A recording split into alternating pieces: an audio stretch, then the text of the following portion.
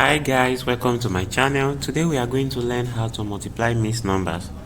The first thing you will do is that you will write them as improper fraction. So let's write one whole number 2/4 as an improper fraction. You will do 4 times 1 plus 2.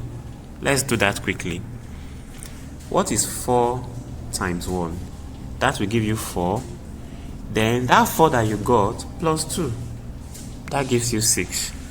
So you write 6 over the denominator again, which is this 4 that I circled, times, you write 3 whole number 5/6 as an improper fraction. You do 6 times 3 plus 5. Let's do that now.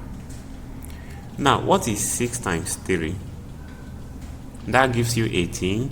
Then that 18 you got plus 5, that gives you what? 23 over the denominator again, which is this 6. Now apart from 1, there is a number that can divide both 6 and 4, and that number is 2.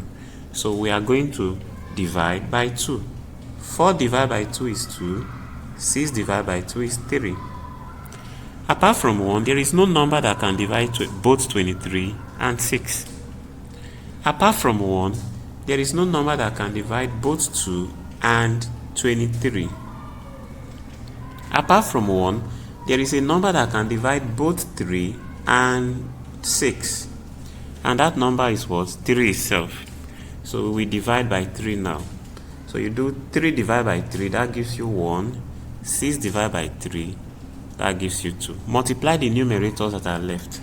So you do 1 times 23, that will give you what? 23 over, you multiply the denominators that are left. So you do 2 times 2, that gives you 4. 4 is carrying a number that is bigger than itself, so you cannot stop your calculation here. You have to write 23/4 as a mixed number. To do that, draw the division symbol. Inside you write 23, then you put 4 here. How many times can 4 go into 23? 4 will go 5 times. You write it, then you multiply 4 times 5.